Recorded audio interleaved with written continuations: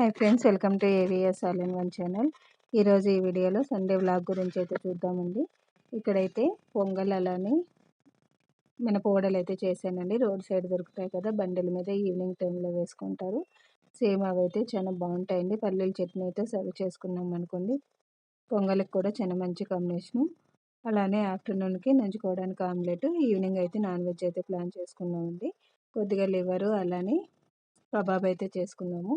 ఇక్కడైతే ఒక గ్లాస్ మినపప్పు నైట్ అయితే నానపెట్టుకొని అలానే మార్నింగ్ అయితే వడపోసుకొని మిక్సీ జార్లో వేసుకొని స్మూత్గా రుబ్బుకోవాలండి. యాక్చువల్గా నేను ఒక టీ గ్లాస్ అంత మినపప్పు అయితే తీసుకున్నాను. సో ఇదైతే బాగా పిండి ఒదుగు వస్తుందండి. వడలు కూడా చాలా స్మూత్గా వస్తాయండి. సో ఇప్పుడు మిక్సీ జార్లో అంతా వేసుకున్న తర్వాత కొద్దిగా వాటర్ వేసుకొని మనము పిండిని అయితే రుబ్బుకోవడమే అండి. చూసారు కదా, పిండి అయితే చాలా స్మూత్గా అయితే వచ్చింది. అవుట్ సైడ్ తీసినప్పుడు చిన్న ఫ్లఫీగా కూడా కనిపిస్తుందండి. అప్పుడైతేనే మనకు పిండి అనేది బాగా మెదుగుతుంది. అలానే ఎక్కువ వడలు కూడా సేవ్ అవుతాయి. ఇప్పుడు కొద్దిగా సాల్ట్ వేసుకొని అలానే బియ్యపిండి కూడా వేసుకోవాలండి. బియ్యపిండి వద్దనుకున్న వాళ్ళు స్కిప్ చేసుకోవచ్చు. ఇందులోనే మిరియాల పొడి, అల్లము, అలానే పచ్చిమిర్చి, కొత్తిమీర కూడా యాడ్ చేసుకోవచ్చు. అలానే కొద్దిగా కరివేపాకు కూడా మీకు కావాలనుకుంటే ఇవన్నీ స్కిప్ చేసి జస్ట్ ఉప్పుతోనే వేసుకొని రెడ్ చిల్లీ అలానే చట్నీ అలానే పల్లీల చట్నీతో కూడా సర్వ్ చేసుకోవచ్చండి. ప్యాన్ పెట్టుకొని డీప్ ఫ్రైకి సరిపడా ఆయిల్ కూడా వేసుకొని ఆల్రెడీ మనం మిక్స్ చేసుకున్న మినపపిండిలో అయితే నీట్గా అంతా మిక్స్ చేసుకొని ఆయిల్లో డీప్ ఫ్రై చేసుకోవడమే అండి. జస్ట్ కొద్దిగా ఉంటలాగా చేసుకొని మధ్యలో హోల్ పెట్టుకొని మనమైతే డీప్ ఫ్రై చేసుకోవడమే మినపవడలు. సో చూసారు కదా, 1 బై 1 అయితే వేసుకోవాలండి. మీడియం ఫ్లేమ్లో పెట్టుకొని డీప్ ఫ్రై చేసుకోండి. ఇది ఎక్కువ టైం పడుతుంది మినపవడలు వేయించుకోవడానికి. అలా అని చెప్పి హై ఫ్లేమ్లో పెట్టామనుకోండి, వడ అయితే లోపల స్మూత్గానే ఉంటుందండి, పైన అయితే కాలింటుంది. సో పిండిలా కాకుండా ఇలా మీడియంలో డీప్ ఫ్రై చేసుకున్నాం అనుకోండి, ఫ్లేమ్లో మనకు టేస్ట్ అనేది బాగుంటుంది. అలానే క్రిస్పీగా కూడా ఉంటుంది. సో మిగిలిన వడలు కూడా అలానే నేనైతే డీప్ ఫ్రై చేశానండి. ఫైనల్గా మినపవడలు అయితే రెడీ అయింది. ఇదైతే నేను పొంగల్తో అయితే సర్వ్ చేసుకున్నానండి. ఇక్కడ పొంగల్ అనేది ఎలా ప్రిపేర్ చేయాలో చూద్దాము. చూసారు కదా, పల్లీల చట్నీతో పొంగల్ అలానే మినపవడలు అయితే రెడీ చేసుకున్నాను. ఇదైతే మాకు సండే మార్నింగ్ టిఫిన్. ఒక పాత్ర పెట్టుకొని అందులోకి ఒక టీ గ్లాస్ అంతా పెసరపప్పు అయితే వేసుకోవాలండి. సేమ్ గ్లాస్తో రైస్ అయితే తీసుకున్నాను. నేను 75% పెసరపప్పు అలానే ఫుల్ గ్లాస్ అంతా రేషన్ బియ్యం అయితే తీసుకొని 1 ఆర్ 2 టైమ్స్ అయితే వాష్ చేసుకోవాలండి. ఇక్కడ బాగా వాష్ చేసుకున్నాకనే ఆల్రెడీ ఉడుకుతున్న పెసరపప్పులు అయితే రైస్ కలుపుకోవాలి. ఫస్ట్లో పెసరపప్పు ఆయిల్ వేసుకొని కమ్మగా వాసన వచ్చేంత వరకు వేయించుకోవాలండి. తర్వాతనే మనం రైస్ వేసుకోవాలి. అప్పుడైతేనే పొంగల్ అనేది బాగుంటుంది. సో ఇప్పుడు నేను 1:6 అయితే వాటర్ వేసుకున్నానండి. అంటే ఒక గ్లాస్ పెసరపప్పుకి 6 గ్లాసెస్ వాటర్ అయితే వేసుకున్నాను. అంటే మనకు ఎక్స్ట్రాగా ఒక గ్లాసు రైస్ వస్తుంది కాబట్టి కరెక్ట్గా సరిపోతుంది కన్సిస్టెన్సీ అనేది. ఇక్కడైతే తిరగవాత పెడుతున్నానండి. ప్యాన్ పెట్టుకొని కొద్దిగా ఆయిల్ వేసుకొని డ్రై కొబ్బరి అయితే వేసుకోవాలి. సేమ్ అదే ప్లేస్లో మీకు కావాలంటే కాజు కూడా వేయించుకోవచ్చండి. అదే ప్యాన్ పెట్టుకొని ఆయిల్ వేసుకొని కొద్దిగా సాసులు, జీలకర్ర, మిరియాలు కూడా వేసుకొని కరివేపాకు కూడా ఫ్రెష్గా ఉన్న కరివేపాకు వేసుకొని పొంగల్లో కలుపుకోవడమే అండి. ఫైనల్గా మనకైతే పొంగల్ అయితే రెడీ అవుతుంది. ఎక్కువ గట్టి పడకూడదు అనుకున్న వాళ్ళు కొద్దిగా వేడి వాటరు ఇదే టైంలో కలుపుకొని మనము లూజ్గా ఉన్నట్టే ఆఫ్ చేసుకున్నాం అనుకోండి, పొంగల్ అనేది ఎక్కువసేపు గట్టి పడకుండా ఉంటుందండి. సో ఫైనల్గా వేడి వేడి పొంగల్ అయితే రెడీ అయిందండి. క్లైమేట్ చేంజ్ అవుతుంది కదా, సో అలాంటి టైంలో ఇలాంటి పొంగల్ తిన్నామనుకోండి హెల్త్కి కూడా చాలా మంచిది. ఆఫ్టర్నూన్ ఆమ్లెట్ అయితే వేస్తున్నాను. కొద్దిగా ఆనియను అలానే కొత్తిమీర అయితే వేసానండి. ఇక్కడ నేను 5 ఆనియన్స్ తీసుకున్నాను. అలానే 5 ఎగ్స్ కూడా ముందుగా వాటర్ వేసుకొని అందులోకి కారపొడి అలానే సాల్ట్ కూడా వేసుకొని కలుపుకున్న తర్వాత ఎగ్ అయితే వేసుకోవాలండి. ఎందుకంటే డైరెక్ట్గా మనము ఎగ్ అనేది వేసుకున్న తర్వాత కారపొడి అలానే సాల్ట్ వేసుకున్నాం అనుకోండి, మనకు మొత్తం అంతా మిక్స్ అవ్వదు. ఇలా ఆమ్లెట్ వేసుకోవాలంటే ఫస్ట్లో కారపొడి, సాల్ట్ అనేది బాగా వాటర్లో నానబెట్టుకోవాలండి. హాఫ్ బాయిల్ అనుకోండి, మనం పైన అయితే కారం పొడి చల్లుకోవచ్చు. అలా కాకుండా ఆనియన్తో మిక్స్ వేసుకున్నాం అనుకోండి, ఎప్పుడు కూడా ముందుగా అన్నీ పొడులన్నీ నీట్గా ముందుగా మిక్స్ చేసుకోవడమే. సో ఫైనల్గా ఆమ్లెట్ అయితే రెడీ అయిందండి. ఇక్కడైతే మా పాప ఆమ్లెట్ తినదు. తన కోసం అయితే సపరేట్గా ప్యాన్ పైన ఎగ్ బుర్జీ అయితే రెడీ చేస్తున్నానండి. ఆమ్లెట్ అనేది డిష్ అవుట్ చేసుకున్న తర్వాత ఎగ్ బుర్జీని అయితే వేసుకోవాలండి. సేమ్ ప్యాన్ పైన ఎగ్ వేసుకొని ఇదైతే ఆమ్లెట్ లాగా కొద్దిసేపు ఉడికిన తర్వాత అంతా నీట్గా మిక్స్ చేసుకోవాలి. సో చూసారు కదా, 2 సైడ్స్ కలవకపోతే మనమైతే 1 సైడే ఉడికించుకొని అంతా నీట్గా బుర్జీ లాగా కట్ చేసుకోవడమే. ఇదైతే చిన్నపిల్లలు చాలా ఇష్టంగా తింటారండి. ఎక్కువ మసాలాలు లేకుండా జస్ట్ లైట్గా ఫ్రై చేసుకున్నాం అనుకోండి, మనమైతే ఎగ్ బుర్జీ లాగా వైట్ రైస్లోకి చాలా మంచి కాంబినేషన్ అండి. ఎగ్ తిన్నవాళ్ళు పిల్లలకైతే ఇలా చేసి పెట్టండి, చాలా ఇష్టంగా తింటారు. ఆఫ్టర్నూన్ అయితే మాకు లంచ్ అయితే ప్రిపేర్ అయిందండి.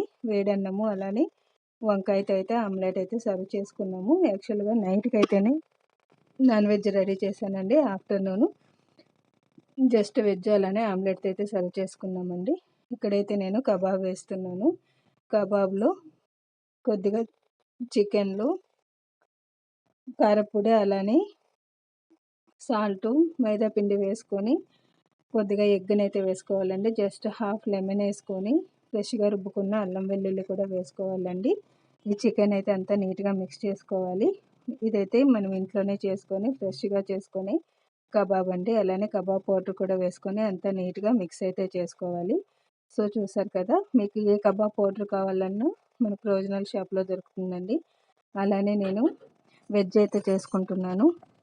నేనైతే నాన్ వెజ్ తిననండి, అందుకనేసి ఆనియన్ బజ్జీ అయితే వేసుకుంటున్నాను. సో ఇప్పుడైతే ఆనియన్ అలానే కొత్తిమీర అంత నీట్గా కట్ చేసుకున్న తర్వాత అందులోకి కొద్దిగా శనగపిండి కూడా వేసుకొని మనమైతే మిక్స్ చేసుకోవడమే. యాక్చువల్గా ఆనియన్లో వాటర్ ఉంటాయి కదా, వాటికి తగినట్టు వాటర్ వేసుకొని మిక్స్ చేసుకున్నాం అనుకోండి, ఎక్కువ లూజ్గా లేకుండా మనకైతే కన్సిస్టెన్సీ కరెక్ట్గా ఉంటుంది. ప్యాన్ పెట్టుకొని ఆయిల్ వేసుకొని వేడెక్కిందా లేదా మనం చూసుకున్న తర్వాత 1 బై 1 బజ్జీలు వేసుకొని వేయించుకోవడమే అండి. ఇదైతే ఆనియన్ బజ్జీ లేకపోతే ఆనియన్ పకోడా అని కూడా అంటారు. సో చూసారు కదా, మీకు పకోడా లాగా ఎక్కువ రోజులు స్టోర్ ఉండాలనుకోండి, ఇప్పుడు మనం ఆల్రెడీ ఫ్రై చేసేకి వేసాం కదా, వాటిపైన కొద్దిగా ఒట్టి పౌడర్ చల్లుకున్నాం అనుకోండి వేసేటప్పుడు, మనకైతే ఆనియన్ పకోడా కూడా రెడీ అయినట్టే. అలా కాకుండా బజ్జీలాగా రావాలంటే జస్ట్ వాటర్లో కలుపుకొని వేసుకోవడమే అండి. పొడి పిండి చల్లుకున్నాం అనుకోండి ఇంకా కొంచెం ఎక్కువ రోజులు ఉంటాయి. సో ఫైనల్గా ఆనియన్ బజ్జీ అయితే రెడీ అయిందండి. సేమ్ అదే ప్యాన్లో కబాబ్ అయితే ఫ్రై చేసుకోవాలి. ఇక్కడైతే కబాబ్ పీసెస్ ఎప్పుడు కూడా 1 బై 1 వేసుకోవాలండి. పొడి లేకపోతే వేసేటప్పుడే ఉంటగా లేకుండా పొడిగా వేసుకున్నాం అనుకోండి, మనకైతే కబాబ్ అయితే బాగా కాలుతుంది. అలానే క్రిస్పీగా ఒకటికొకటి అంటుకోకుండా చాలా బాగుంటాయి టేస్ట్ కూడా. సో చూసారు కదా, ఫైనల్గా కబాబ్ అయితే డిష్ అవుట్ చేస్తున్నానండి. సో నెక్స్ట్ అంతా మిగిలిన ఐటమ్స్ కూడా అన్నీ వేసుకొని డీప్ ఫ్రై చేసుకోవడమే అండి. ఇదైతే చిన్నపిల్లలు కూడా బాగా తింటారు. అలానే ఎక్కువ పెట్టకండి, మైదా ఉంటుంది కదా. హోమ్ మేడ్లోనే చేసుకున్నాం అనుకోండి, మనకైతే ఇంట్లో తిన్నా పర్వాలేదండి. అవుట్ సైడ్ నుంచి అయితే మేము కబాబ్ తెచ్చుకోము ఎక్కువగా. సో నైట్ అయితే మేము షాపింగ్కి అయితే వెళ్ళాము. అంటే 7:30 ఆ టైంలో ఉంది. ఇంటికి కావాల్సిన ఐటమ్స్ అయితే తెచ్చుకోవడానికి వెళ్ళాము. యాక్చువల్గా ప్లాస్టిక్ స్టూల్ కావాల్సింది. ఇక్కడైతే ఐటెంని బట్టి కాస్ట్ ఉంటుందండి. ఒక్కొక్క ఐటెం అయితే 100 పైనే స్టార్ట్ అవుతుంది. సో మనకు సైజుని బట్టి చెప్తారు. సండే అయితే అవుట్ సైడ్ అయితే పెట్టింటారండి రోడ్లలో, లేకపోతే మా నార్మల్ డేస్లో అయితే షాప్లోనే వెళ్ళి తెచ్చుకోవాలి. లైటర్ కావాల్సిందండి. సో లైటర్ కోసం అయితే వెళ్ళి మిగిలిన ఐటమ్స్ అయితే తెచ్చుకున్నాము. సో ఇప్పుడైతే లైటర్ కూడా అంతే అండి. ముందైతే 50 రూపీస్ చెప్పేవాళ్ళు, ఇప్పుడు 70 చేశారు. ప్రతి ఐటెం మీద 10-20 రూపీస్ అయితే పెంచేశారండి. ఇక్కడైతే మాకు స్టూల్ కావాల్సింది. సో ఇది కూడా అంతే, ఎక్కువగానే చెప్పారండి అమౌంట్. అలానే డస్ట్‌బిన్ ఎక్కువ రోజులైంది యూజ్ చేసుకొని, అందుకనేసి కొత్త డస్ట్‌బిన్ కోసం అయితే వెళ్ళాము. సో మండే కోసమని కొద్దిగా ఫ్లవర్స్, ఇంట్లోకి కావాల్సిన ఐటమ్స్ అన్నీ అయితే తెచ్చుకున్నామండి. సో ఈవినింగ్ టైం ఉంటుంది కదా, అలా పిల్లల్ని పిలుచుకెళ్తే వాళ్ళు కూడా కొద్దిసేపు అవుట్ సైడ్ తిరిగినట్టు ఉంటుంది. అలానే టెడ్డీ బార్ సోప్ కూడా తెచ్చుకున్నామండి. ఇది వచ్చి చిన్నపిల్లల స్కిన్‌కి చాలా బాగుంటుందండి. ఎవరైనా ట్రై చేయకపోతే చేయండి. సో ఇప్పుడైతే ప్యాన్ పెట్టుకొని ఆయిల్ వేసుకొని మిరియాలు అలానే ఆనియను, టమాటో, కరివేపాకు వేసుకోవాలి. ఇక్కడైతే నేను జస్ట్ ఒక 1/4 కేజీ లివర్ అయితే చేస్తున్నానండి. సో ఇప్పుడు స్మూత్‌గా ఉన్న ఐటెంని ముందుగా వేసి వేయించుకోవాలి. అలానే రుబ్బుకున్న అల్లం వెల్లుల్లి అంతా నీట్‌గా కట్ చేసుకొని ఇప్పుడు గట్టిగా ఉన్న లివర్‌ని ఒక 4-5 విజిల్స్ అయితే సెపరేట్‌గా ఉడకపెట్టుకోవాలండి. ఎందుకంటే ఇందులోకి వేసామనుకోండి ఎక్కువ టైం తీసుకుంటుంది ఉడుక్కోవడానికి. సో, అందుకనేసి సెపరేట్‌గా ఉడకపెట్టుకున్నామనుకోండి తొందరగా లివర్ ఫ్రై అనేది రెడీ అవుతుంది. మసాలా పొడులన్నీ యాడ్ చేసుకోవాలి. ధనియాల పొడి, కారప్పొడి, అలానే మిరియాల పొడి అయితే కంపల్సరీగా వేసుకోండి. అప్పుడైతేనే లివర్‌కి మంచి టేస్ట్ అనేది వస్తుంది. కొద్దిగా కారం పొడి, అలానే రుచికి సరిపడా సాల్ట్ కూడా వేసుకొని మనమైతే సెమీ గ్రేవీ లాగా రెడీ చేసుకోవాలి. ఇక్కడ డ్రై ఫ్రై కావాలనుకున్న వాళ్ళు ఓన్లీ లివర్ వేసుకోవాలండి. వాటర్ సెపరేట్ చేసుకొని.